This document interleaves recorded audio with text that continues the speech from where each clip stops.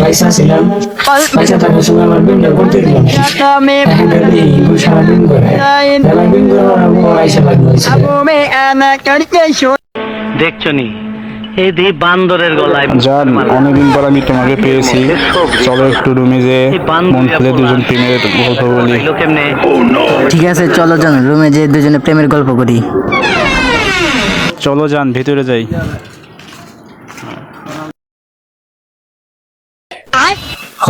তুমি ব্যবসা আমাকে গাইছো আর বন্ধু রাইসা রাইসা মারতেছি।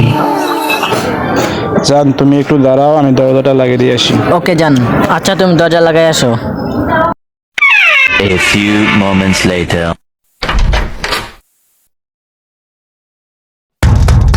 ওই সুলতান বাইরে হালার ফোন। এই কেনে তুমি দাঁড়াও দেখি কে আছে। আচ্ছা তুমি দেখে আসো কে আইছে। আরে ভাই এখানে তো কেউ নাই।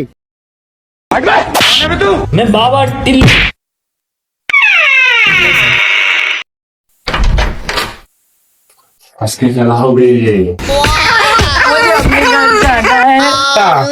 দরজা খোলো, কি হয়েছে ওখানে? মারিয়া মারিয়া দরজা খোলো, তোমার কি কোনো সমস্যা হয়েছে? বিপদ হয়েছে? দরজা খোলো।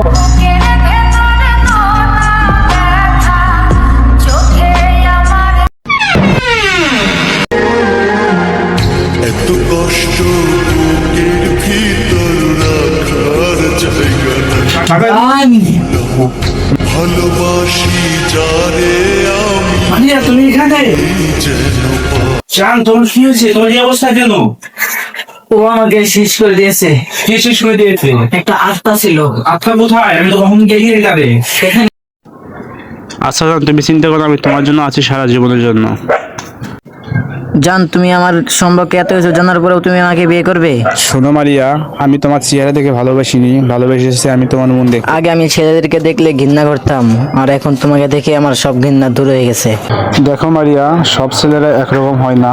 কিছু ছেলে অনেক আসলে ভালো হয়, আবার মন থেকে ভালোবাসতে জানে। শোনো মারিয়া, একটা কথাতে আছে, দুটি মনের একটি আশা, এর নাম ভালোবাসা। আমি তোমাকে মন থেকে ভালোবাসি এবং আমি তোমাকে বিয়ে করতে চাই। তুমি কি রাজি? জি জান আমি রাজি। জান চলো, আমি তোমাকে এখনই বিয়ে করব। এই ভালোবাসা তো